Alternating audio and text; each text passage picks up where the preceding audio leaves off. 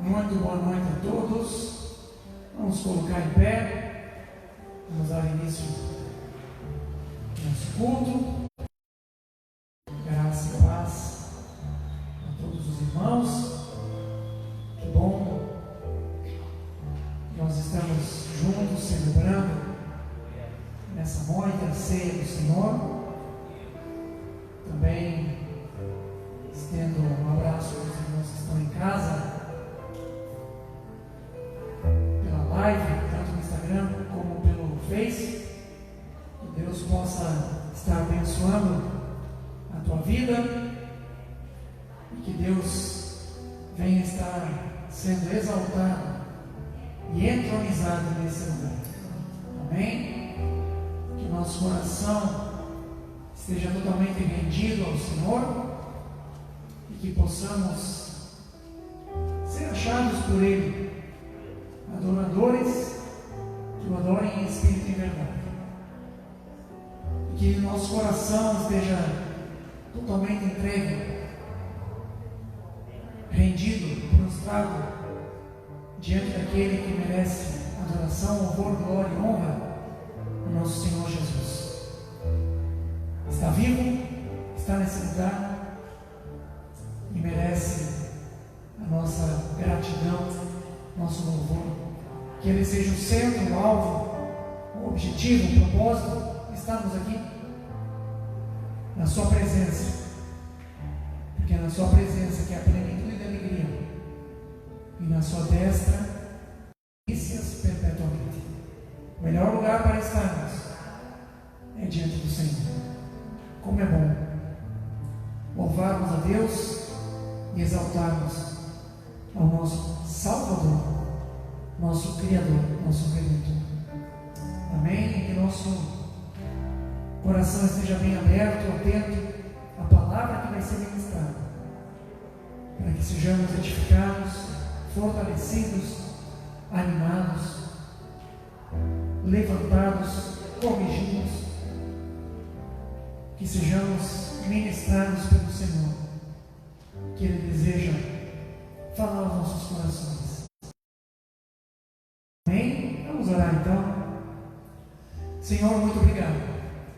Na tua presença estamos, Senhor, para exaltar, para louvar, para engrandecer Teu nome, confiando nas Tuas promessas, confiando na Tua fidelidade, sabendo que o melhor lugar para estarmos é diante de Ti, rendidos, curvados, humilhados e reconhecendo que Tu sopra em nós o fôlego de vida. Estamos vivos porque a Tua graça é sobre nós. Essa graça que nos alcançou, que nos retirou do império das trevas, nos transportou para o reino do Filho do Seu amor e nos deu um novo sentido para a vida. Obrigado, Senhor. Obrigado porque Tu nos alcançou, Senhor. Obrigado. Nós não conseguíamos pela nossa força, jamais poderíamos pela nossa habilidade, mas tão somente pelo Teu favor e amor fomos regenerados e feitos novos.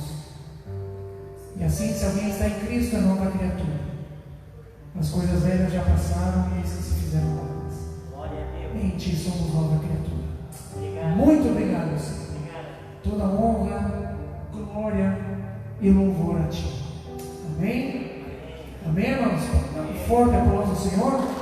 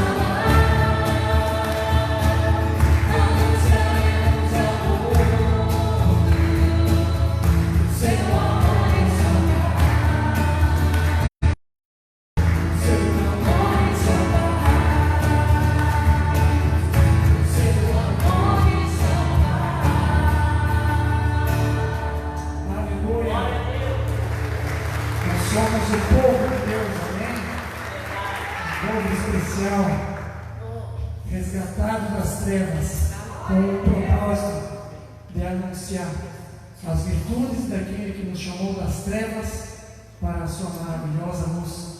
Como diz a carta de Pedro, vós sois raça eleita, sacerdócio real, nação santa, povo de propriedade exclusiva de Deus, a fim de, com um propósito, de proclamardes as virtudes daquele que vos chamou das trevas para a sua maravilhosa luz. Amém? Amém. Então, além de termos sido retirados da condenação do diabo, das garras de Satanás, Deus nos comissionou para irmos e anunciarmos o Evangelho das boas novas, para que todo aquele que crê no Senhor Jesus não fique mais escravo do pecado, da morte, da lei, mas seja livre e receba o direito da vida eterna e possa triunfar com o nosso Senhor e Salvador todo sempre para a sua glória. Amém? Amém. Louvado seja o seu nome.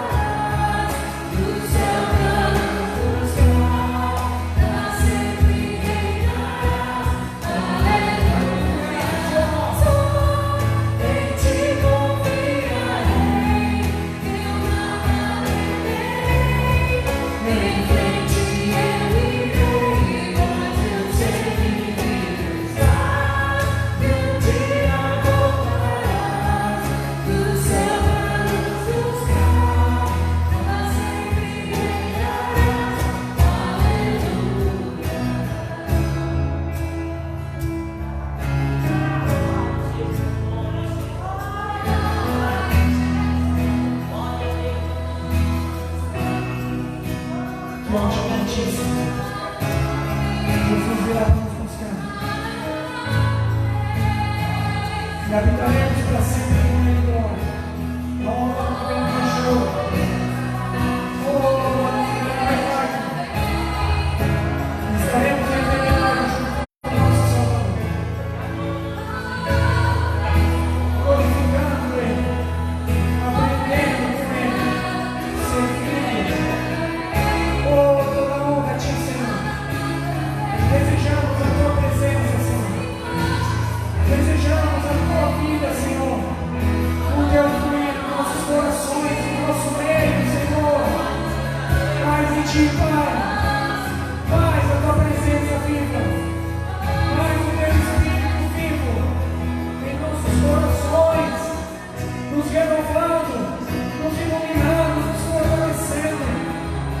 Mais a Tua graça, Senhor. Oh, vem, Jesus. Vem, Senhor Jesus.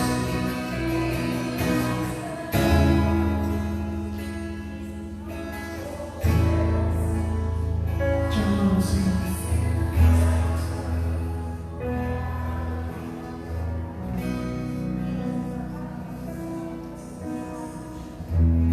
Glória a Deus. Aleluia.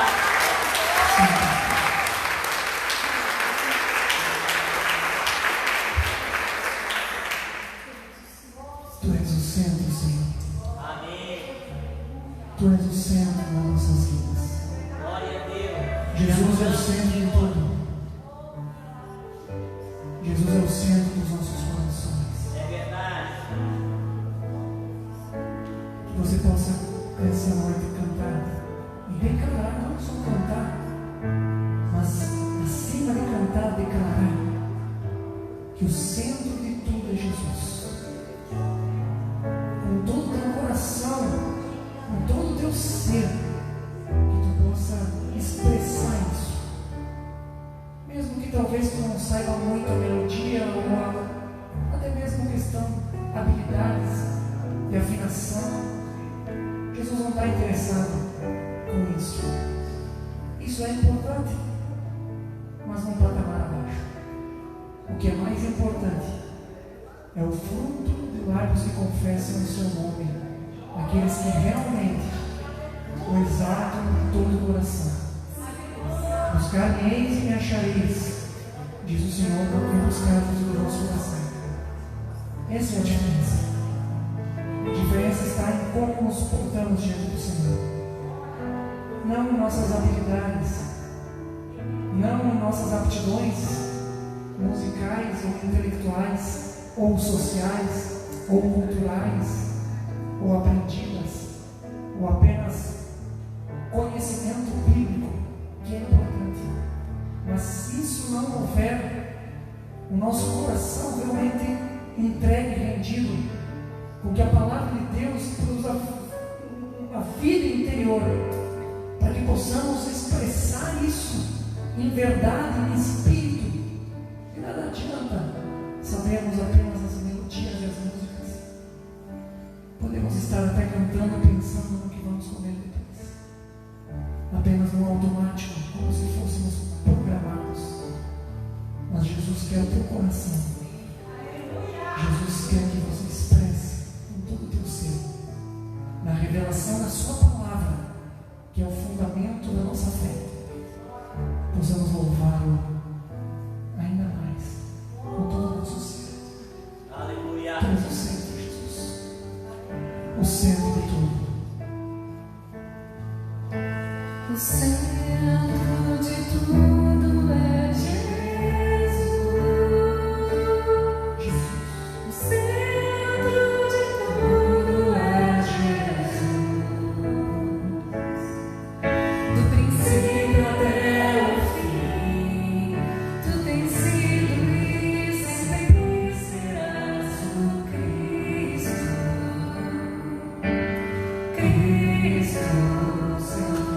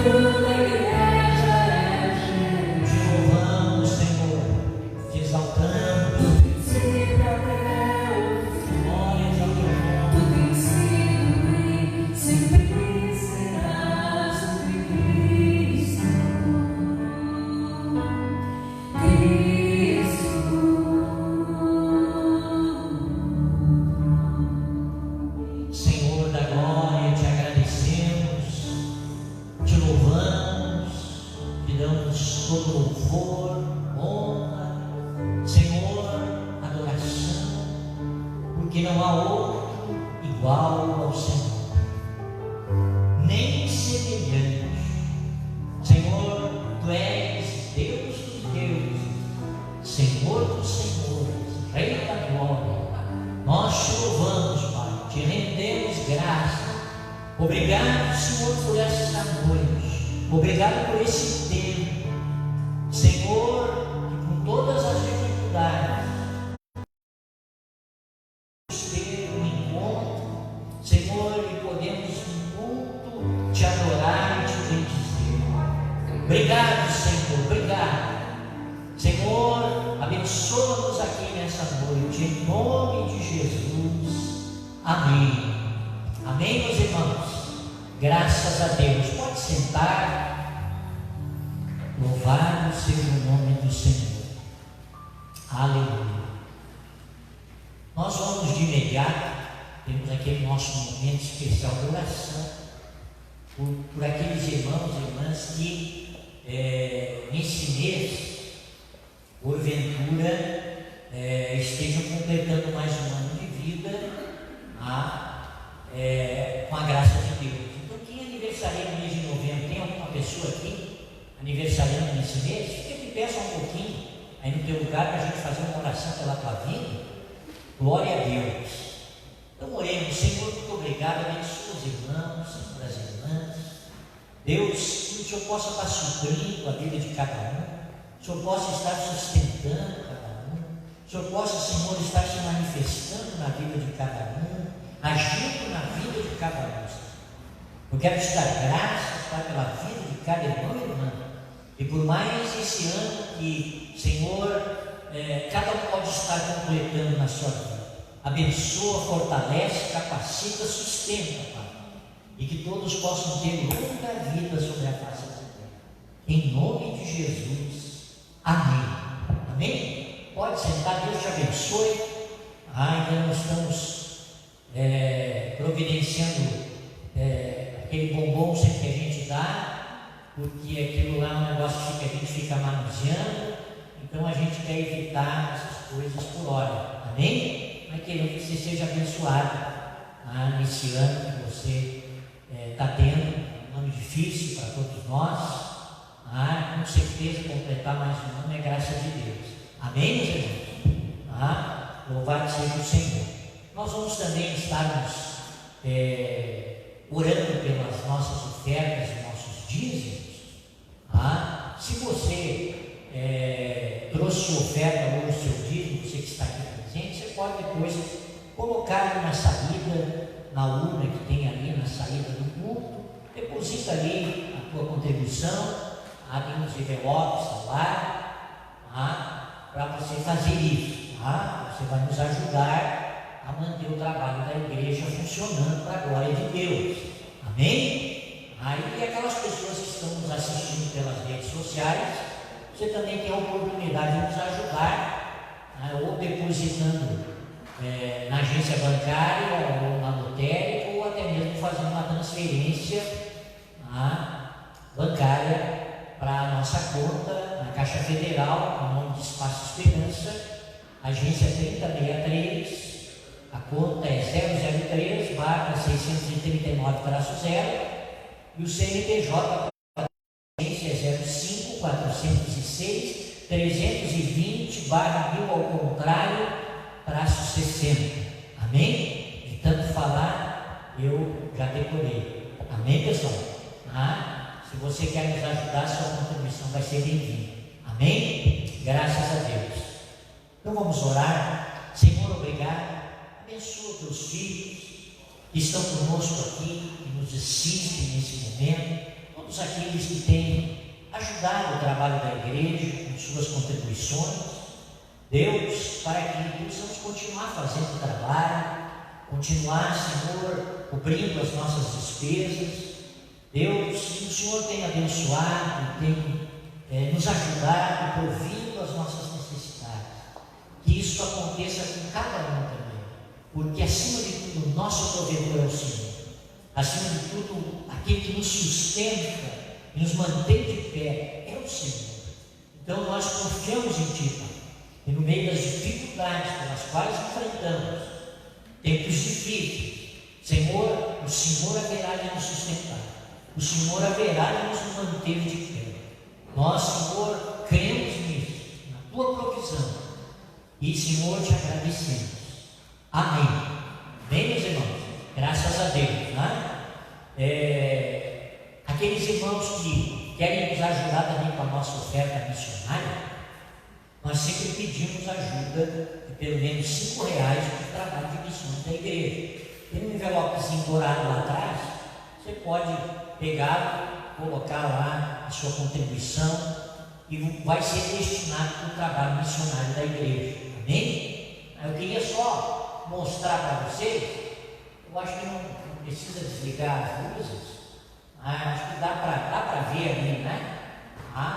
Isso aqui, ó, que está aparecendo aí na telinha, é a nossa nova igreja no estado da Bahia. Amém, pessoal? Veja, há um tempo atrás eu falei que nós estávamos começando a trabalhar lá. Agora, efetivamente, nós temos o local de culto ali, ó, muito bonitinho. Outro dia o pastor me mandou umas fotos, ele estava arrumando esse lugar, pintando ele. Agora já tem o lugar lá funcionando na Bahia, no estado do Nordeste, do Brasil. Amém, gente? E isso é algo que nós nos alegramos, né? Porque é uma coisa assim realmente singular, né? Você ir tão longe com a obra de Deus, em dificuldades também, um tempo de dificuldades, e ainda você consegue começar um trabalho e evangelizar vidas. Amém, gente? Louvado seja Deus.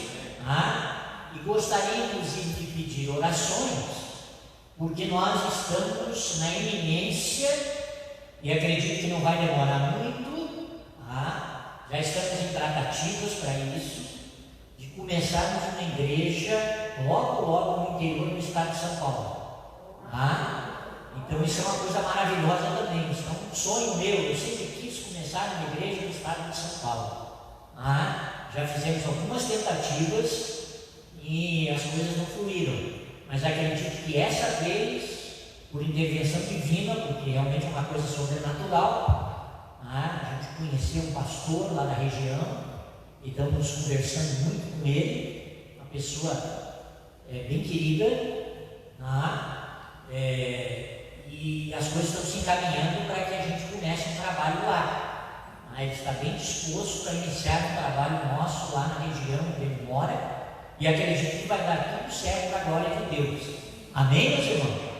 E depois ele vai vir aqui, nós vamos trazê-lo. Na verdade, se não fosse a pandemia, ele já teria estado aqui conosco, porque as nossas atividades do ano que nós tínhamos, ficou nessa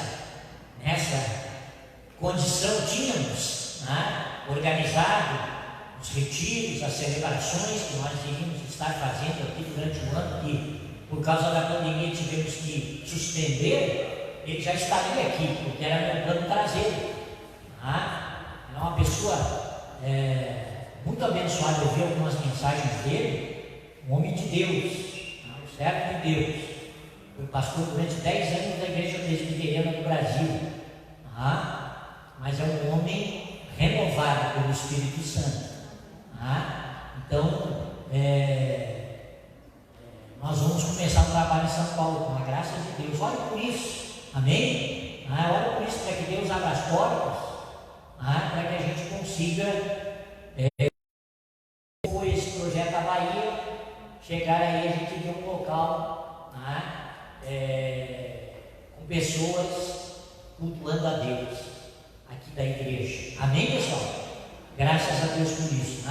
Vamos orar então pelos nossos pastores, nossos missionários, em nome de Jesus. Senhor, eu quero colocar na tua presença nossos pastores, nossos missionários. Senhor, essa obra que está se começando na Bahia, está no seu início. Pai, eu sou o pastor Francisco, e saiu aqui do sul, foi lá para o sudeste. Senhor, missionário para fazer a obra, trabalhou um tempo no estado do Espírito Santo, e agora se dispôs, Senhor, a porta que se abriu,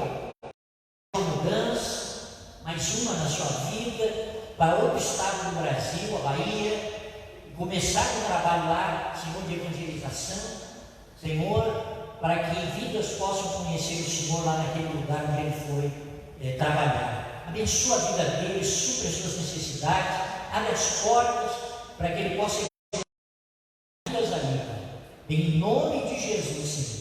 Assim como pedimos que o Senhor abençoe todos os nossos missionários, pastores, obreiros, aonde estão, pregando a tua palavra, procurando mostrar o caminho de Jesus e da salvação das pessoas. Senhor, abençoa cada um e supre, Senhor, cada um. Abençoa aqueles irmãos que contribuem para que, Senhor, o trabalho de missões possa ser realizado. Abençoa essa oferta que é depositada ali na rua. Senhor, e aqueles que contribuem para isso, em nome de Jesus, te agradecemos. Amém. Amém, meus irmãos? Graças a Deus. Então você que tem a sua Bíblia e você quer acompanhar comigo a leitura da palavra de Deus que queremos ensinar aqui nessa noite, queremos convidar você que quer acompanhar, abrir a sua Bíblia no Evangelho segundo Marcos, capítulo 16, onde vamos ler do capítulo, do versículo 14 até o versículo 18. Vamos estar lendo do versículo 14 até o versículo 18. Glória a Deus. Evangelho segundo Marcos 16, do versículo 14 até o 18. Aqui nós temos escrito assim: finalmente apareceu Jesus aos 11, quando estavam à mesa, e censurou-lhes a incredulidade e a dureza de coração, porque não deram crédito aos que o tinham visto já ressuscitado. E disse-lhes: ide por todo o mundo e pregai o evangelho a toda criatura. Quem crer e for batizado será salvo, quem porém não crer será condenado. Estes sinais vão acompanhar aqueles que creem. Meu nome expelirão demônios, falarão novas línguas, pegarão em serpentes, e se alguma coisa mortífera beberem, não lhes fará mal. Se impuserem as mãos sobre enfermos, eles ficarão curados. Oremos. Senhor, colocamos diante de Ti a leitura do texto sagrado, queremos pedir, Senhor, a Tua iluminação, Tua direção, e mais do que isso, pedimos que o Senhor fale o coração de cada um, que esse tempo seja um tempo instrutivo, de aprendizado, e que saímos daqui fortalecidos na nossa fé e confiança no Senhor. Eu oro e eu te agradeço em nome de Jesus. Amém. Pode sentar então. Glória a Deus. Eu quero falar um pouquinho aqui, à luz desse texto, sobre algumas considerações feitas por Jesus aqui um pouco antes de ele deixar aqui esse tempo e essa época e voltar para o seu Pai. Nós temos aqui finalzinho do Evangelho de Marcos, e Jesus aqui, ele está reunido com os seus discípulos e ele primeiramente chama a atenção dos seus discípulos para uma realidade presente na vida deles não muito boa. Ele censura os seus discípulos por causa da incredulidade e dureza do seu coração, por não estarem crendo nas informações que tinham recebido sobre a sua ressurreição. Eles já estavam ouvindo a respeito da sua ressurreição, que ele havia ressuscitado, mas eles estavam com o seu coração endurecido e incrédulos quanto a isso, não estavam acreditando. E Jesus então se apresenta no meio deles e censura eles por causa da incredulidade e a dureza do coração dele. Isso significa dizer, em outras palavras, que quando há incredulidade no coração em nós, nós somos passíveis de sermos também censurados pelo Senhor. Não é bom que a gente avalie o nosso coração e a nossa vida para que não haja em nós um espírito incrédulo e um coração duro. Amém, irmãos? Mas dito isso, Jesus então comissiona os seus discípulos. Ele diz a eles: ide por todo o mundo e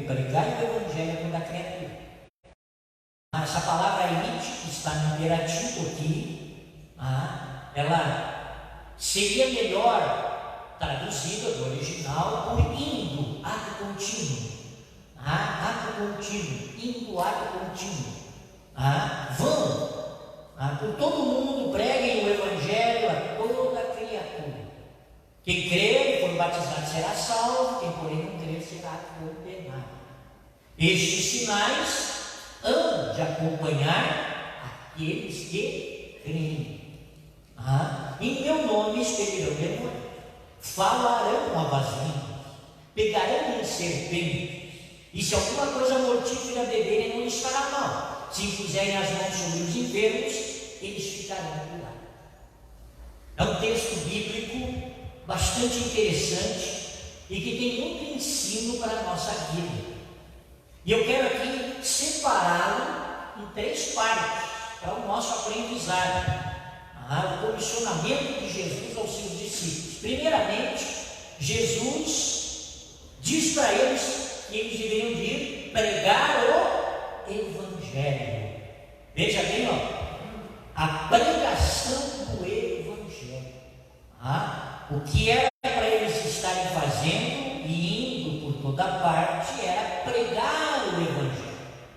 E é bom que a gente entenda o Evangelho. Que muitas pessoas falam do Evangelho, mas elas não compreendem o Evangelho e nem compreendem a sua essência.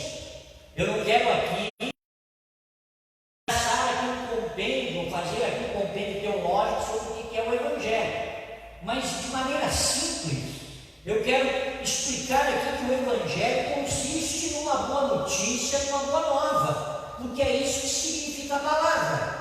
A palavra Evangelho significa boa nova, significa boa notícia. Então o Evangelho, ele é para ser anunciado, é para ser proclamado por toda parte, pelo mundo afora, e o seu conteúdo, o que deve ser proclamado, é o perdão dos pecados, reconciliação com Deus e a vida eterna. Amém, gente? O Evangelho de Cristo, ele fala do perdão dos pecados, ele fala de reconciliação com Deus e ele fala de vida eterna.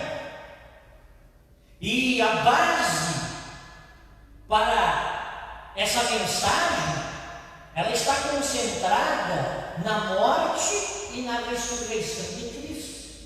Amém? Então, o perdão dos pecados de um pecador nos é oferecido pelo Evangelho. A reconciliação de um pecador com Deus nos é oferecida pelo Evangelho. E a vida eterna nos é oferecida pelo Evangelho também.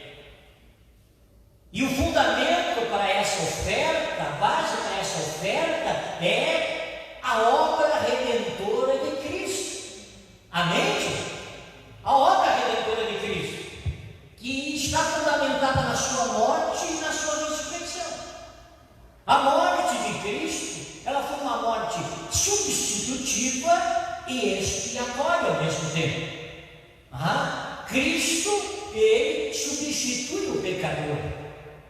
Então o castigo que deveria cair sobre mim, o pecador, ou sobre os pecadores, ele é lançado sobre Cristo. Então Cristo toma o nosso lugar e recebe em nosso lugar o castigo pelos pecados. Mas ao mesmo tempo ele derrama o seu sangue, e o seu sangue é apresentado diante de Deus como expiação pelos nossos pecados, para que Deus, por consequente, ele possa então perdoar os nossos pecados. Nossos pecados, meus, seus, das pessoas em toda parte, de todos os pecadores, porque todos nós o somos, só podem ser perdoados porque Cristo pagou por eles lá na cruz, por eles o seu sacrifício de carne, e porque Ele lá derramou o seu sangue e fez expiação pelo nosso pecado. Não há outra forma de os nossos pecados serem perdoados. Não há outra maneira de nós nos reconciliarmos com Deus. A reconciliação é trazer aquele que era inimigo Cristo realiza essa obra, Ele derruba a barreira do pecado, ela cai por terra, e aí então nós somos reconciliados com Deus por meio de sua morte substitutiva e expiatória. Deus pode então nos receber como seus filhos, por causa da obra de Cristo. Amém, gente? E por fim a sua ressurreição. A ressurreição de Cristo é o fundamento básico para que nós podemos ter garantia da vida. Se Cristo não ressuscitou dentre os mortos, disse o apóstolo Paulo, nossa fé é vã. Nossa fé é vã. A ressurreição garante a todo aquele que crê no Senhor e na sua obra redentora a vida eterna. Eu sempre ilustro isso com a figura do trem. O trem, no nosso tempo, ele não é um instrumento de transporte, vamos dizer assim, uma forma de transporte que seria melhor colocada, muito conhecido. Não sei, talvez quantos de nós aqui já usamos o trem? Talvez não sejam muitos. Eu, para minha felicidade e alegria, já fiz uma viagem de trem, de Vitória, capital do Espírito Santo, a Colatina, no interior do Espírito Santo. Trem de passageiros da Vale do Rio Doce. Eu fui fazer esse trajeto lá, de uma forma bem bacana, que Deus me oportunizou. Ao invés de a gente ir de ônibus, nós fomos de trem, para conhecermos como é que era andar de trem. Queríamos pregar o Evangelho lá no interior do Espírito Santo. Então, como tinha a possibilidade do trem, a gente resolveu ir de trem. Um pouquinho mais devagar, demora um pouco mais, mas é uma experiência interessante. Mas o trem, ele tem uma máquina, que é o que puxa o trem. E ele tem os vagões. E aí vai puxando. Quer seja de passageiro, como aquele que eu viajei, ou de carga, ele vai puxar os vagões. Então a máquina está na frente e ela puxa os vagões. Cristo, a Bíblia diz, é o primogênito dentre os mortos, é o primeiro da ressurreição. Ele é a máquina. Ele está puxando todos os outros, que são os vagões, que são aqueles que se voltam para Cristo. Ele traz junto esses. Então ele é o primeiro da ressurreição. Todo que está nele vai vir depois dele. Isso significa que ele ressuscitou, ele é o primogênito dentre os mortos. Nós que cremos nele haveremos de ressuscitar como ele ressuscitou e vamos estar junto com ele. Amém? Ele vai nos levar junto. Ele, Cristo, através de sua ressurreição, é a garantia da nossa ressurreição e é a garantia da vida eterna. De um dia, quando partirmos aqui dessa terra, nós estamos para sempre com o Senhor. Amém, gente? Ele é a garantia. Então veja bem, o Evangelho fala disso. O Evangelho, ele tira de cena todas as outras maneiras e formas de alguém receber perdão de pecado, ser reconciliado com Deus e ter a vida eterna. E põe somente um fundamento, que é Jesus, que é a sua morte e a sua ressurreição. Fundamento da nossa fé cristã, que nos garante o perdão de pecado com Deus e vida eterna. Amém? Quando Jesus diz para esses homens, preguem o Evangelho, ele diz exatamente o que eles deveriam de ir e levar o perdão de pecados para as pessoas, a reconciliação com Deus para as pessoas e a vida eterna para as pessoas, e dizer para elas que por meio de Cristo isso é possível elas alcançarem, e isso chega até a vida delas. Amém, gente? Quando cantamos aqui Cristo é o centro, Cristo é o centro. É o centro de todas as coisas, é o centro da minha salvação, da sua salvação. É a base, é o fundamento. É a pedra de esquina, é a pedra angular. Disse o apóstolo Pedro. É o fundamento da nossa salvação. Amém, meus irmãos? Se você tem Cristo na sua vida, no seu coração, você confia nele como seu Salvador, você é perdoado, reconciliado com Deus e herdeiro da vida. Que coisa abençoada. Devemos louvar muito ao Senhor por isso. Por Deus abençoar a vida da gente, nos mostrar essas realidades. Mas também aqui Cristo, ele fala, na sequência do texto, de outra realidade que eu quero abordar um pouquinho aqui. Não quero me estender muito, mas quero abordar um pouquinho aqui, que diz respeito ao batismo cristão. Preguem o Evangelho e depois ele fala do batismo cristão. Quem crer e for batizado será salvo, quem porém não crer será condenado. Não há como nós separarmos a prática do batismo da verdadeira fé. Essas coisas andam juntas. A pessoa que crê no Salvador, ela é chamada a batizar-se. Então veja bem, é importante que a gente entenda um pouquinho aqui sobre essa questão do batismo. Eu estava fazendo um batismo semana passada e eu comecei a falar com os pais da criança e me veio uma iluminação, eu creio, especial, um discernimento especial sobre essa questão do batismo que eu até então não tinha tido, ou os meus olhos ainda estavam encobertos para isso, mas foi uma coisa assim muito intensa, muito forte ali na hora que eu estava falando com os pais da criança sobre o batismo, que é para mim uma definição muito boa do batismo cristão. O batismo é um meio de graça que Deus nos proporciona para que nós tenhamos uma identidade no mundo espiritual. Isso aqui é uma coisa interessante. Identidade no mundo espiritual. Veja bem, por que eu digo identidade? Por causa da forma como Jesus disse que era para batizar. Era para batizar em nome do Pai, do Filho e do Espírito Santo, do Deus triuno, que é o nosso Deus, ou Deus trino, que é o nosso Deus.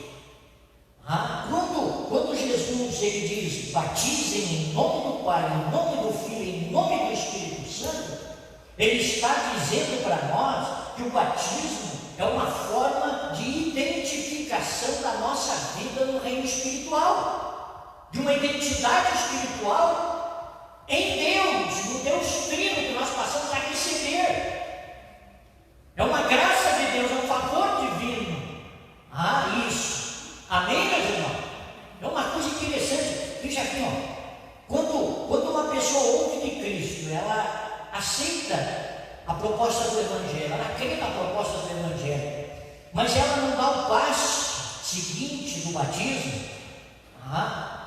Na verdade, ela está solta no mundo espiritual. Ela está solta. E esse paralelo serve também para o infante, para a criança. Uma criança que não é batizada é uma criança que não tem identidade em Deus. Sabia? Ela está solta no mundo espiritual. Eu nunca tinha parado para pensar nisso. Isso é uma coisa interessante. E é uma coisa profunda. E sabe, para corroborar essa informação, eu tenho um exemplo bem prático do significado disso. Quando um dia eu conversava com um senhor, que ele passou muito tempo da vida dele vivenciando uma experiência com os espíritos, nas casas que trabalham com espíritos, com os espíritos. E ele falou uma coisa interessante para mim.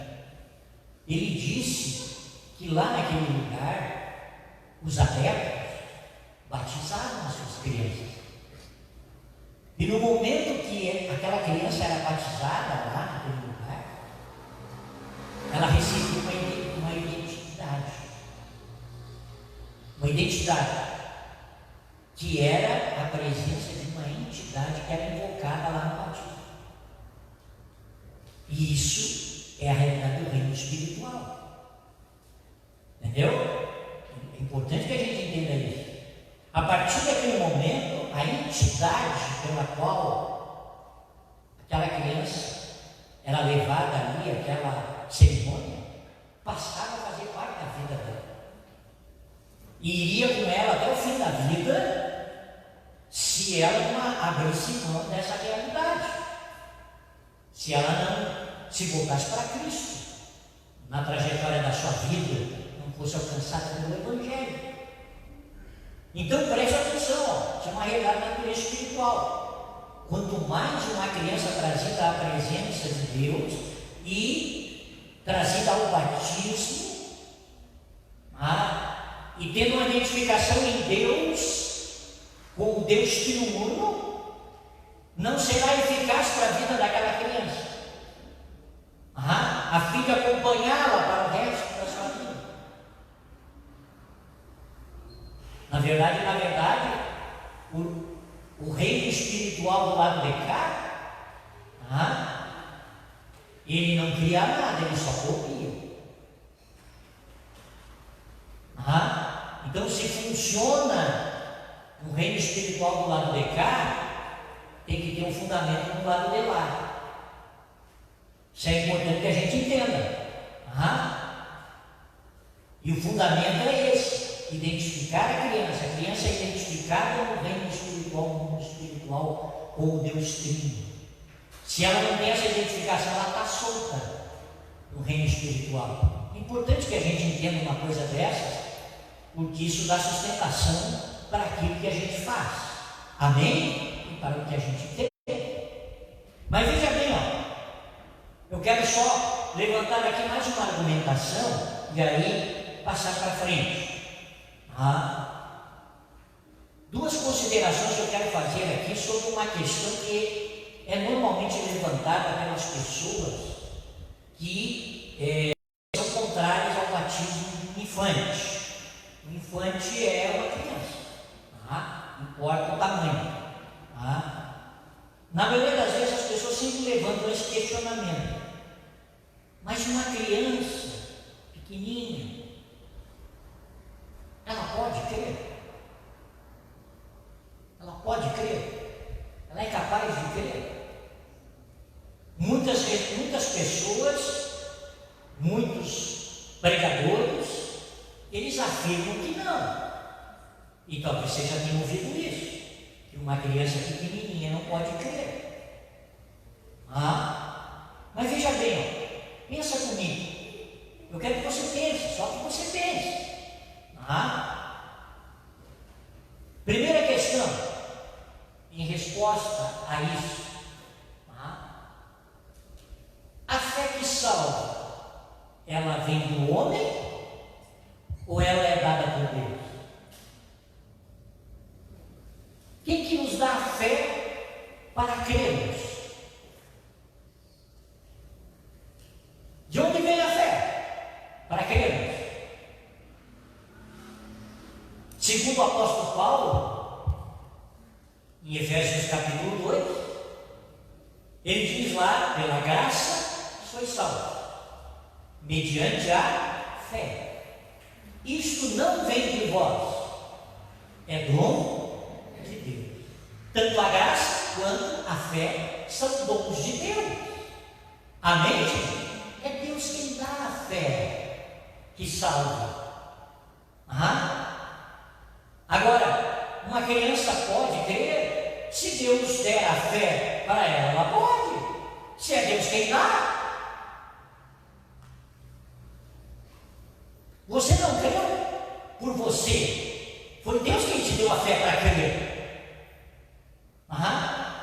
Inclusive eu posso ilustrar isso e corroborar essa realidade com um texto bíblico, uma experiência bíblica. A experiência de João Batista, o profeta. O que é dito a respeito de João Batista, o profeta? Não sei quem já leu na Bíblia isso. Que ele foi cheio do Espírito Santo no ventre materno. Olha só que coisa interessante. No ventre materno ele já foi foi cheio do Espírito Santo. Ele já estava ali, separado para Deus. A fé já estava naquele coração, a vida já estava naquele coração, o Espírito Santo já estava naquele coração, no ventre materno. Pensa nisso. É Deus quem dá a fé. Por que Deus não pode dar? Qual é o impedimento de Deus dar a fé para um infante, para uma criança? Em contrapartida, eu quero fazer você pensar no que Jesus falou aqui. Quem crer e for batizado será salvo, quem porém não crer será condenado. Pensa comigo, analisa um pouquinho isso aqui. Se eu disser que uma criança não pode crer, então quem vai determinar quando ela pode crer?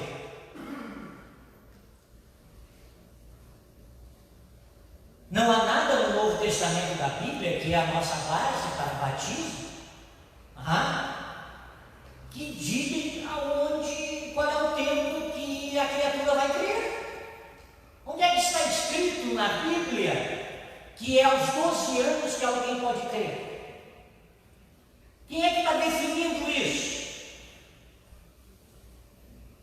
É o homem que está dizendo quando pode e quando não pode. É o homem que está se arvorando ao direito de determinar isso. Mas se quem dá a fé é Deus, Deus pode dar a fé na hora que Ele quiser, como encheu o homem João Batista do Espírito Santo no ventre materno. E também tem uma outra coisa aqui que muitas vezes a gente lê os textos da Bíblia e a gente não percebe. Se eu determino que alguém pode crer somente aos 12 anos, então de 0 a 12 anos, eu fico no estado de incredulidade, ou a criatura fica no estado de incredulidade. Porque eu estou dizendo que ela não pode crer. Veja, a minha afirmação está determinando isso. Quando eu digo que a criança não pode crer, eu estou dizendo, então, que até que ela possa crer, ela está de que maneira? A resposta é no estado de incredulidade. Se eu digo que ela não pode crer, Jesus disse aqui: quem porém não crer será condenado. Será que já pensamos nisso? Se eu afirmar que a criança não crê, eu corro risco. Pensa nisso. Eu quero que você pense só. Eu corro o risco de, nesse intervalo aí, se acontecer alguma coisa com essa criatura, até que ela possa crer, de ela merecer ou não. É o que o texto bíblico está dizendo. Então a gente tem que pensar muito sobre isso. E analisar sobre isso. Porque muitas vezes nós falamos coisas que elas não têm um fundamento sólido. Elas são questionáveis. Então, nós temos que pensar. Amém? E acredito eu que nunca deveríamos dizer que uma criança não pode crer. Porque isso é limitar o Todo-Poderoso Deus.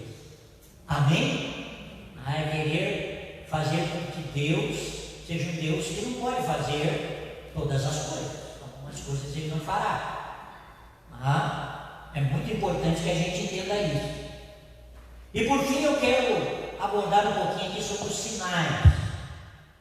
Olha o que Jesus fala. Veja, pregação do Evangelho, batismo, e aí sinais. São 3 coisas bem claras aqui nesse texto. Sinais. Estes sinais vão te acompanhar aqueles que creem. Diga-se comigo, aqueles que creem. Meu nome expelirão demônio, falarão novas línguas, pegarão serpentes, se alguma coisa mortífera beberem, não lhes fará mal. Se impuserem as mãos sobre enfermos, ficaram curados. São sinais que Jesus diz que vão acompanhar aqueles que creem. Deus, Ele é o mesmo, ontem, hoje e será para sempre. Há um versículo bíblico na carta aos Hebreus que afirma que Jesus é o mesmo, ontem, hoje e será para sempre. Se você olhar o Deus que é revelado nas páginas da Bíblia, tanto no Antigo quanto no Novo Testamento, você vai observar uma coisa, que faz parte da natureza de Deus, o sobrenatural. Deus é um ser sobrenatural. Isso faz parte da própria natureza dele. Se nós vemos as ações de Deus, nós vamos ver coisas sobrenaturais acontecendo. E Jesus está dizendo exatamente isso, quando ele fala em sinais, essas coisas que ele aponta aqui como sinais, são coisas sobrenaturais, não são coisas naturais, humanas. O ser humano vai olhar para uma pessoa possuída por um espírito e vai dizer que aquilo é psiquiátrico. Como eu já vi isso, mas ninguém me contou. Eu estava num lugar e aí era uma atividade de criança, uma criança ficou endemoniada. Eu olhei para aquilo e disse: é um demônio, isso é um espírito que está incorporado nessa criança. E eu fui lá para orar e repreender o espírito. Mas enquanto eu vou lá na direção da criança, vem um pastor. E o pastor olha para aquela situação que eu discerni como uma ação diabólica, demoníaca, e diz que aquilo era um problema psicológico. Aí chama a enfermeira, passa álcool aqui nos punhos, entendeu? Aí começa a atender aquela criatura como se ela tivesse uma enfermidade. Eu olhei para aquilo, o Espírito Santo me deu uma ousadia, eu entrei no bolo, meti a mão na cabeça da criança e o nome de Jesus, todo esse mal que está aqui amarrando, perturbando a vida dessa criança, sai! A criança fez assim e voltou ao normal. Glória a Deus, aleluia! É isso que Jesus está falando. Em meu nome expulsarão os demônios, os espíritos malignos. E há muita gente perturbada por aí. Há muita gente que está sendo diagnosticada com um problema psicológico, que na verdade é um problema espiritual. É ou não é? Eu perguntei para o Paulo porque ele veio para uma igreja onde essa atividade é muito forte. Eles lidam muito dessa realidade aqui espiritual. Isso é uma realidade, é um sinal que vai acompanhar os que creem. Se você crê em Jesus, você pode orar por uma pessoa perturbada e repreender o mal da vida dela, sabia? E o espírito maligno vai te obedecer se você crer de todo o teu coração, porque Jesus falou. Amém? São coisas que vão acompanhar os que creem. Falarão novas línguas. Isso é uma realidade espiritual, sobrenatural de Deus. Deus derrama o seu Espírito Santo sobre a vida das pessoas. Derramou no passado e continua derramando no presente. Eu não vou dizer que a todo derramamento do Espírito Santo as pessoas vão falar novas línguas, mas em muitos casos isso acontece. É uma realidade espiritual, real. Não há como negar isso. São sinais. Eu me reportava num episódio que eu vivenciei no passado, antes de vir para Passo Fundo, logo no início do meu ministério, ali nos primeiros anos, eu ainda nem casado era. Eu fui morar com um rapaz que foi meu colega no seminário onde eu estudei. E como eu morei junto com ele no meu último ano do seminário, e ele era um aluno do primeiro ano, e a gente teve uma boa amizade, quando foi para ele fazer o estágio dele, eu convidei ele para ir fazer o estágio junto comigo ali na Grande Porto Alegre. E aí nós fomos morar, eu e ele, no kitnet, né? Lá em Porto Alegre, lá na Zona Norte, onde era a nossa igreja, na época. Fomos morar lá no Passo das Terras. Nós alugamos essa kitnet. Na verdade, quem alugou para nós foi o nosso pastor, líder lá. Né? Só que ele não sabia que a dona do kitnet, que morava atrás do kitnet, ela lidava com os espíritos. E começou a acontecer uma coisa estranha com a gente. E nós começamos a desconfiar do comportamento da dona. Porque ela vinha com os docinhos para a gente, ela vinha com os bolinhos para a gente. E aí nós começamos a olhar, eu e o outro missionário, alguma coisa tem nessas coisas que essa mulher está trazendo para nós. E um dia ela trouxe uns bolinhos. A gente olhou para aqueles bolinhos e deu uma coisa em nós. Isso aí tem coisa feita aí. Tem alguma coisa que não está certa nesses bolinhos. Daí nós oramos em cima dos bolinhos, eu e o outro abençoado. Senhor, se isso aqui tem coisa feita aqui, esse negócio aqui vai amanhecer podre. Largamos ali na prateleira, uma marina cruzando. O que aconteceu? Os bolinhos não. Tudo podre. Isso é a realidade do mundo espiritual. Amém? Feitiçaria, bruxaria, sei lá. Trabalho feito para nos prejudicar. Mas Deus é maior. Amém? Nada lhes fará mal.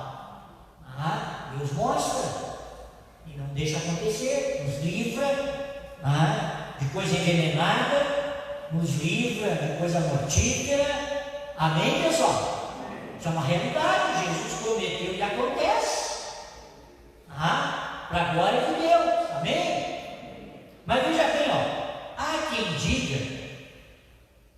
diga que essas coisas eram só para os apóstolos. Há quem diga isso, que era só para os apóstolos, que não era para todos os que creem, como está escrito aqui. Mas veja bem, uma regra básica de interpretação da Bíblia é que a própria Bíblia se explica. A Bíblia se explica por ela mesma.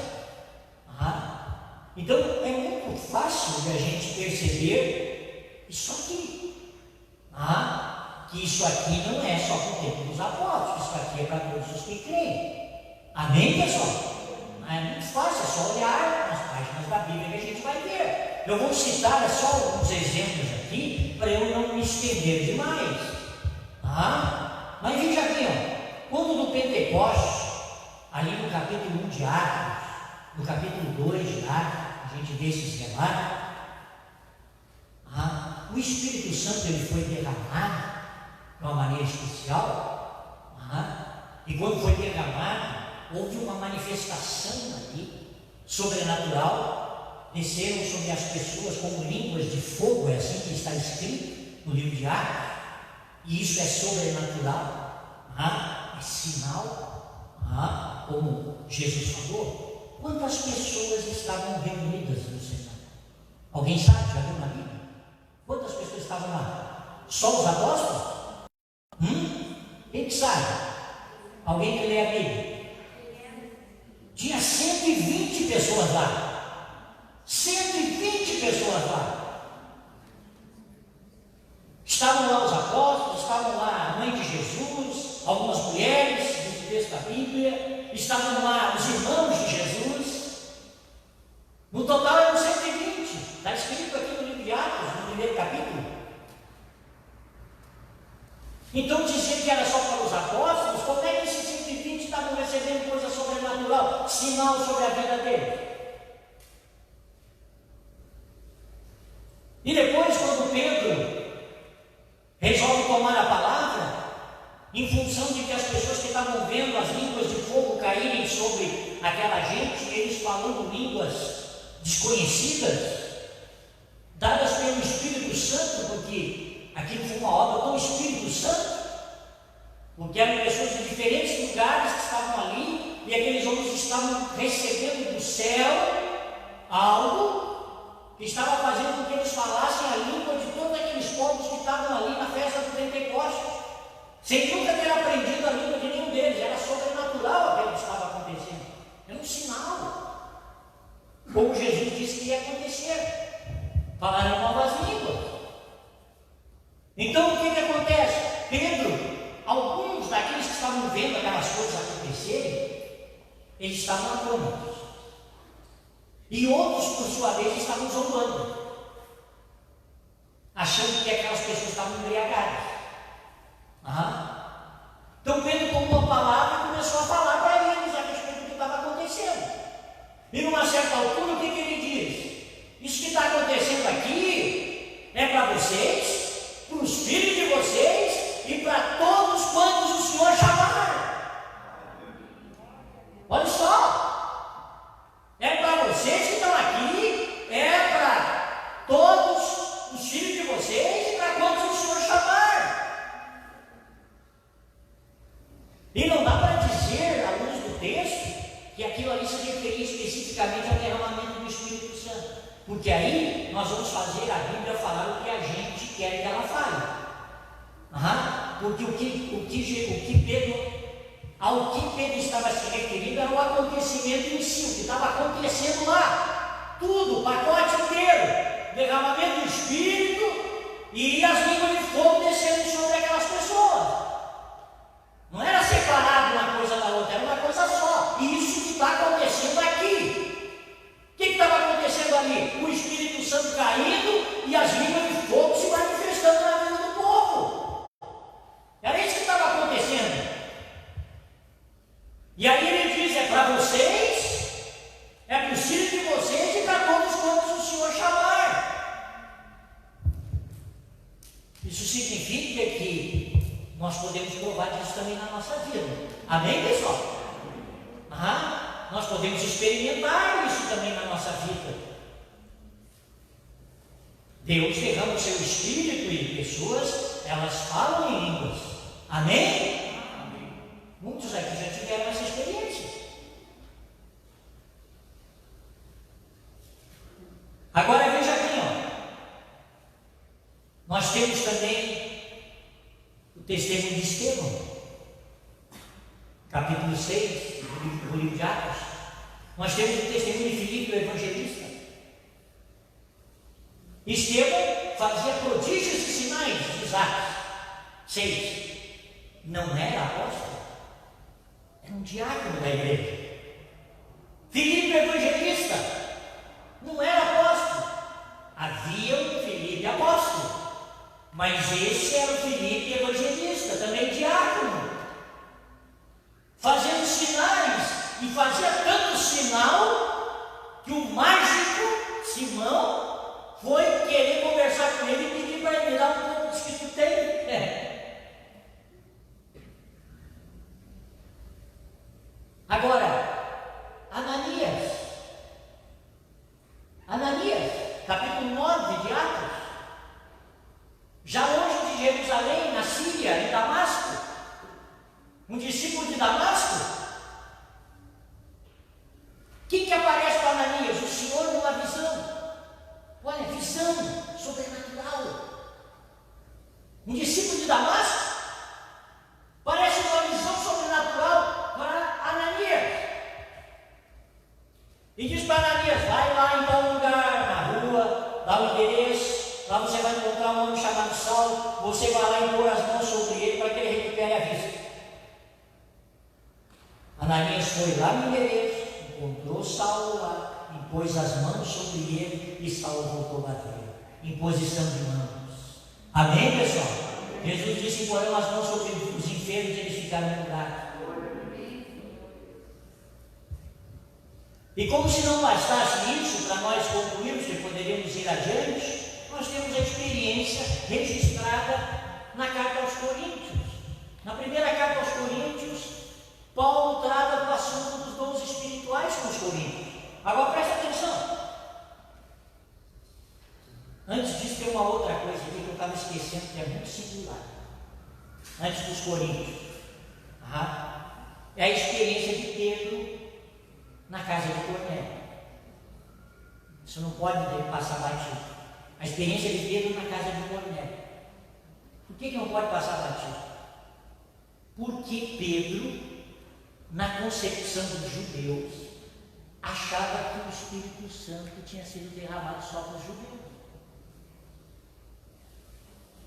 E aí ele é chamado numa visão também, avisando ele que havia gente chamar ele para ir lá e para ele ir lá pregar. Mas na cabeça dele é que aquela gente era gente pura. E o Senhor disse para ele: por que está chamando o que eu santifiquei de impuro? E aí ele se quebrantou e ele foi com os homens lá para a casa de Cornélio. E aí ele está lá pregando, como eu estou fazendo aqui hoje, e o Espírito Santo caiu lá naquele lugar, encheu as vidas, e o povo começou a falar em línguas, ao ponto dos judeus que estavam junto com Paulo ficarem extasiados, admirados. Também sobre os gentios foi derramado o Espírito Santo. Aleluia! Deus não é um Deus seletivo, dá para uns e para outros não dá. Tem gente que acredita num Deus seletivo, só dá para uns, para outros não dá. Deus derramou o seu Espírito sobre os judeus e derramou o seu Espírito sobre quem não é judeu, porque a promessa foi sobre toda a carne. Amém?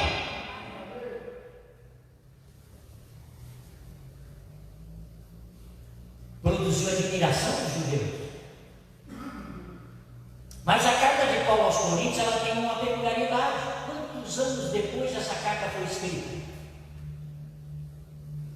Diz a história que a carta de Paulo aos Coríntios foi escrita entre 55 a 60 anos depois.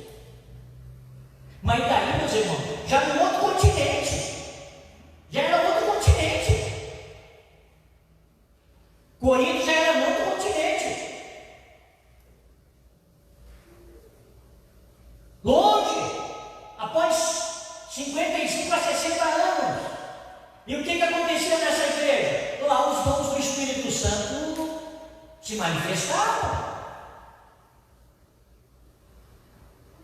E Paulo falou sobre os dons do Espírito Santo para aquele povo. E ensinou aquele povo a colocar as coisas em ordem no culto deles. Por quê? Porque o Espírito Santo estava agindo lá, mas eles estavam vivendo uma experiência de desordem no culto. Estava uma confusão no culto. Porque um se levantava e profetizava, o outro falava em línguas, o outro interpretava, era uma confusão, só o culto. E aí ele foi ensinando no capítulo 3, no capítulo 14, aqueles irmãos da igreja a terem ordem no culto deles. Amém, gente? Esse é o objetivo da carta. Mas em nenhum momento aquela carta diz que os dons do Espírito Santo, as manifestações do Espírito não são uma realidade. Pelo contrário, ela afirma a realidade dele. Por quê? Porque são sinais. E veja, se você olhar as manifestações do Espírito Santo no capítulo 12 de Coríntios, você vai ver lá prodígios, milagres, dons de curar. O que Jesus falou, esses sinais vão acontecer. Amém, meus irmãos? Sinais são uma realidade na igreja de Cristo. Não é só para o tempo dos apóstolos, não. É para todo aquele que crê. E a Bíblia explica ela mesma. É para todo aquele que crê. Deus age, Deus faz coisas sobrenaturais, Deus salva, Deus cura, Deus liberta. Deus é um Deus que realiza obras portentosas. O profeta disse algo que me toca muito o coração, falando a respeito de Deus. quão grandes são os teus sinais. Eu já queria começar a cantar o hino. Eu conheço muito desse texto bíblico. Ele diz: quão grandes são os teus sinais, quão poderosas as tuas maravilhas. O teu reino é reino sempre eterno, o teu domínio de geração, olha só, teu domínio de geração em geração. Ó Deus, quão grandes são os teus sinais. Você pode aplaudir de Deus maravilhoso?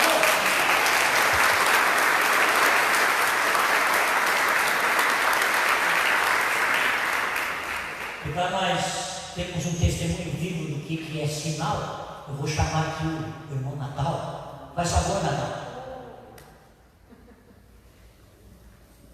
Esse moço vai dar um testemunho vivo de como Deus faz coisas extraordinárias.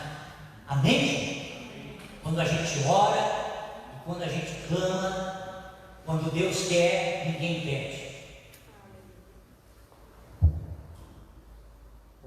Glória a Deus, saúdo a igreja com a paz e graça do nosso Senhor Jesus, amém?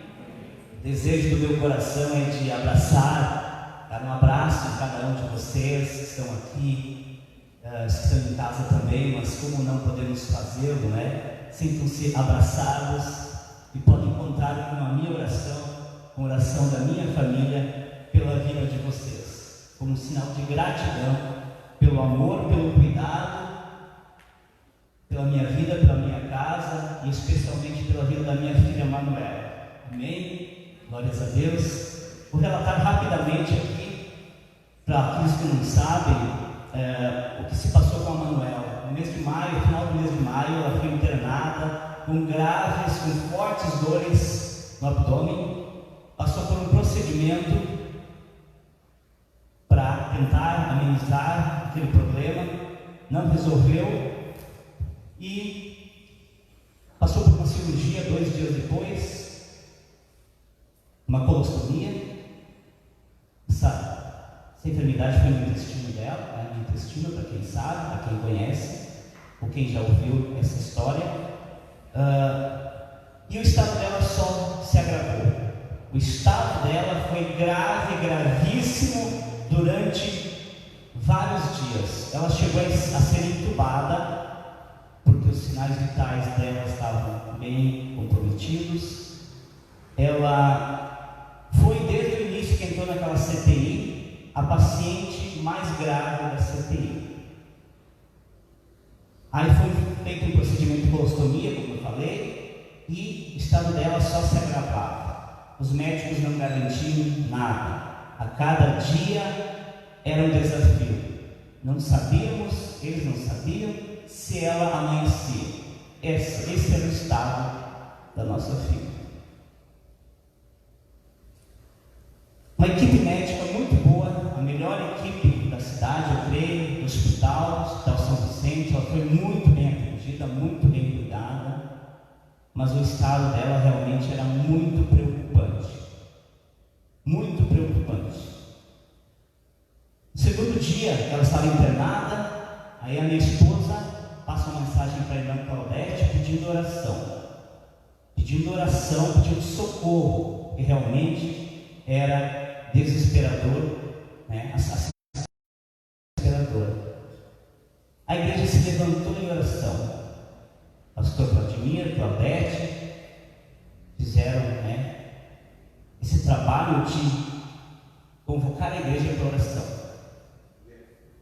E isso fez toda a diferença.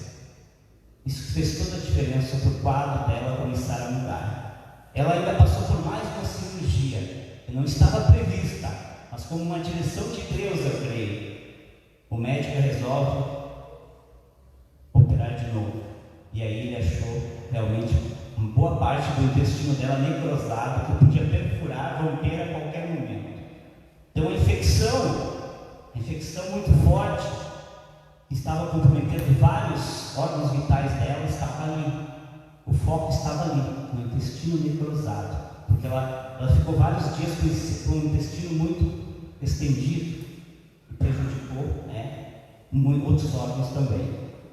Mas o que eu quero compartilhar com os irmãos foi o cuidado do Senhor para com a nossa vida, através da igreja que se levanta em oração, através da palavra de Deus que nos era pregada a cada dia. Tinha dias que a gente não conseguia nem entrar no hospital devido a toda essa situação. Eu sentia falta de ter o meu pastor do lado, o meu irmão do lado. A gente não conseguia nem ver ninguém. Mas por nenhum momento nós nos sentimos sozinhos. O Senhor era conosco. Nossos pastores estavam orando por nós. Lembro de um dia que o pastor, ele me liga e ora por mim para mim entrar no hospital, para mim usar a autoridade da palavra do Senhor. O irmão também ligou e orou por mim, lembrando da história da filha de Jairo, que aliás eu já ministrei várias vezes essa palavra. Acho que foi uma das palavras que eu mais ministrei sobre a história, sobre o pedido de Jairo.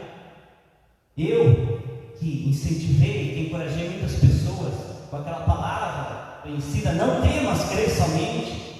Mas eu me vi naquele momento, não no papel de quem ensina, ministra, encoraja, mas no papel de Jairo, só ouvindo notícias ruins, notícias preocupantes. O estado é grave, há risco de óbito todos os dias. Então, pode ter certeza que por vários momentos eu mais temi do que criei, mas eu tinha a força do Senhor através da oração da igreja, de todos vocês. Amém? Glórias a Deus por cada vida que orou aqui na igreja, fizeram vigília. As crianças, adolescentes, coisa que eu nunca vi fazendo vigília à noite com seus líderes. Aldo, Ângela, obrigado pelas suas vidas. Glórias a Deus. O seu testemunho também nos encorajou, com o Ricardinho, com o Dani. Após aquele acidente, encorajou minha esposa, ela lembrava. Então, como é importante a gente lembrar da palavra, de testemunhos, como é importante a gente testemunhar o que o Senhor faz na nossa vida. Amém? Então eu me vi na pele de Jairo, mas eu me agarrei na palavra do Senhor. A despeito daquelas notícias desesperadoras, sua filha está muito mal, o estado é grave, mas eu criei. E o irmão ligou para mim e orou para que Jesus entrasse comigo no hospital. A minha esposa lembrava dessa história e declarava: menina, Manuela, levanta, levanta, Manuela. Então fez toda a diferença que a oração foi o cuidado da igreja, foi conhecer a palavra, ouvir testemunhos. Amém? E por fim, a gente não pode nos estender muito. A Manuela, após 16 dias de CTI, quase 10 dias entubada, o Senhor levanta ela daquele hospital. Ela vai para o quarto e mais 2, 3 dias ela vai para casa. Amém? Então aqui está a nossa menina, a nossa Thalita Cunha.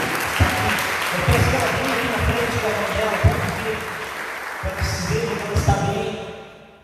Perdeu o cabelo, tinha o cabelão, quem lembra do cabelo dela, mas o Senhor está fazendo um cabelo novo, está dando um cabelo novo para ela. Isso é um detalhe. Glórias a Deus. Aqui está a sua menina, a nossa menina, a menina de Jesus, que o Senhor levantou. Amém? Glória a Deus. Algo que eu tenho que testemunhar também, que eu acho que tudo isso é para a glória do Senhor, é para fortalecer a sua fé, o irmão que está aqui, os irmãos que estão em casa. É a entrega ao Senhor. Eu fiz orações que eu não imaginava que ia fazer. Eu lembrei daquela passagem de Abacuque que diz: ainda que a figueira não floresça, que não haja fruto na vide, que o produto da oliveira minta, que os campos não produzam fruto, que as ovelhas sejam arrebatadas do aprisco, no curral não haja mais gado. Todavia eu me alegro no Senhor, eu exulto no Deus da minha salvação. Eu lembrei que eu tive a convicção, a consciência que o maior milagre que Jesus já tinha feito na vida da Manuela foi a salvação. E ela sendo salva, isso era tudo que eu precisava. A minha filha é salva. E que acontecesse o que acontecesse, a minha filha estaria bem. Mas que eu confiava na misericórdia de Deus, no Deus de misericórdia, no Deus que podia levantar ela bem. que Deus tinha um propósito e tem na vida dessa menina. Eu não sei qual é o propósito. Eu estou orando ao Senhor, Ele vai conduzir, mas eu quero colaborar, cooperar para que os planos e propósitos do Senhor se cumpram na vida dessa menina. Amém? Então eu creio no Deus de misericórdia. Não merecemos nada do Senhor, mas Ele é um Deus de misericórdia que nos abençoa todos os dias. Amém? Obrigado por esta igreja, por fazer parte de uma igreja que ora, se levanta em oração, que cuida, que pastoreia. Glórias a Deus. Obrigado.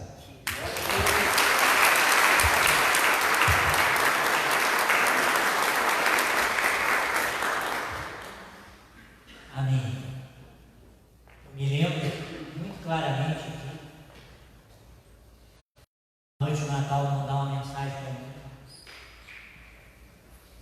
e dizia assim: estão levando ela para um exame agora, que é um exame terrível, talvez ela nem volte. Estão me dizendo. E eu me lembro que eu me pus a orar com minha esposa na nossa casa. E você vai ser uma experiência que eu tive com Deus. Deus falou comigo naquela hora, como se eu tivesse ouvido a voz de Deus vivamente. Me deu uma palavra, versículo 2. Eu tive a certeza que essa menina não ia morrer. E eu passei a mensagem logo em seguida para ele: ó, Deus falou comigo isso. E ela não falou. Porque Deus falou foi verdade. Amém? Porque Deus é Deus de sinais. Glória a Deus. Ele é o Deus vivo. Deus vivo e verdadeiro. Continua fazendo seus sinais. Amém? Glória a Deus. Em testemunho da verdade do Evangelho. Fica de pé no lugar, vamos orar. Aprendemos aqui sobre o Evangelho, aprendemos aqui sobre o batismo, aprendemos aqui sobre os sinais de Deus. Então vamos colocar nossa vida na presença dEle e vamos agradecer a Ele por tudo que Ele tem feito por nós. Senhor, obrigado, Senhor. Obrigado porque o Senhor é vivo, porque o Senhor faz coisas que a gente muitas vezes não compreende. Porque o Senhor é um Deus sobrenatural. Senhor, não há como separar, Senhor, os sinais da mensagem pregada. Essas coisas andam juntas. Porque o Senhor confirma a pregação com sinais. Senhor, coisas extraordinárias acontecem no meio do teu povo, na vida daqueles que creem. Aconteceram no passado e continuam acontecendo no presente. Porque o nosso Jesus ressuscitou e vivo está. E quando nós oramos e buscamos a sua face e clamamos por socorro, o socorro vem lá do alto, porque o salmista disse que o Senhor envia o socorro do alto. Obrigado, Senhor. Te agradecemos pelo socorro que veio para a vida da Manu, para a sua família.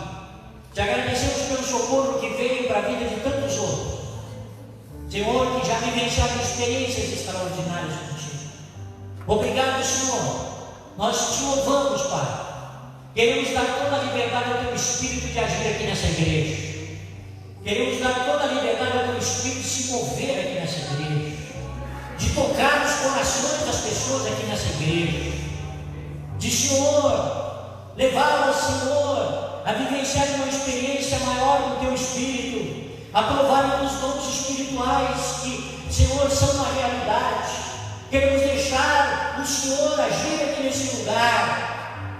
Senhor da glória, nós queremos te louvar, te dar honra, te dar louvor, Senhor, porque não há outro igual a ti. Seja exaltado, Senhor, seja adorado, em nome de Jesus. Se alguém aqui nessa noite, meu Senhor, ou alguém que está nos escutando nessa hora, nos vendo nas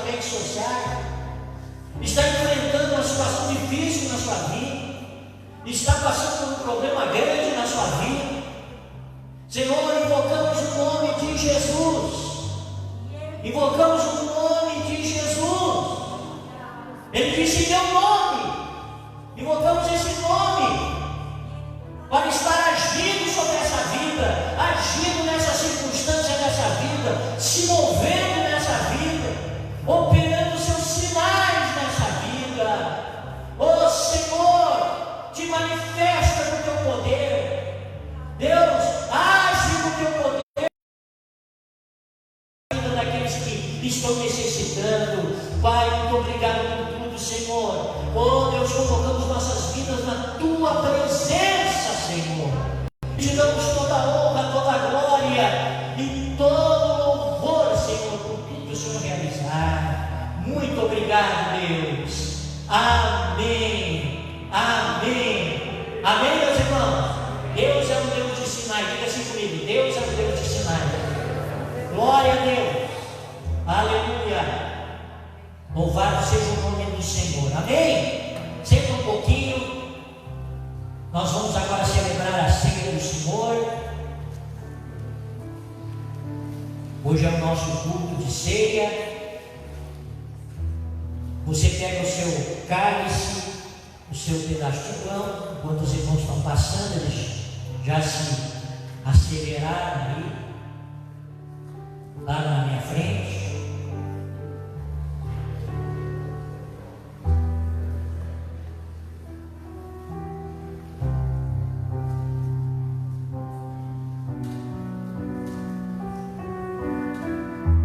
Segura um pouquinho o copinho nas tuas mãos.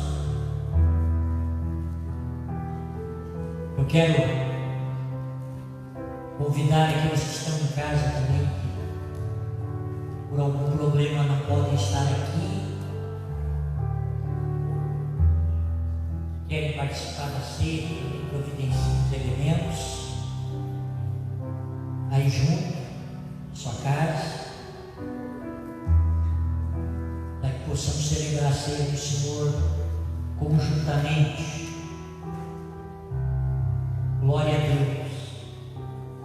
Só a título de orientação, para que todo mundo fique bem tranquilo. A gente usou todos os meios disponíveis ao nosso alcance para dar para você ao seguro. Amém? Você pode ficar tranquilo que quem preparou isso aqui com máscara, o álcool gel, fortaleceu o negócio quando mexeu isso aqui, fez curva. Amém, pessoal? Então, se alguém afetado pelo vírus através disso aqui, isso vai ser uma coisa raríssima, porque tudo que a gente podia fazer para deixar isso aqui bem purificado, a gente fez. Amém, pessoal? Então fica tranquilo e Deus vai te abençoar. Amém?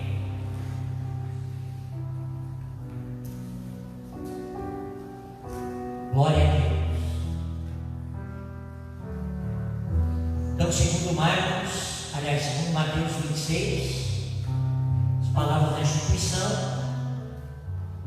quando comia, tomou Jesus um pão, abençoando, partiu e o deu aos discípulos, dizendo: tomai e comei, isto é o meu corpo. A seguir tomou um cálice, tendo dado graças, e deu aos discípulos, dizendo: bebei dele todo, isto é o meu sangue, o sangue da aliança, derramado em favor de muitos, para a remissão dos pecados. Amém? Nós vamos então ter comunhão com o corpo e o sangue de Cristo. Os elementos da ceia presentes aqui, o corpo e o sangue de Cristo real. Nós vamos estar erguendo assim o nosso pão. Levanta ele assim. Jesus tomou o pão, partiu, deu aos discípulos e disse: tomai e comei, isto é o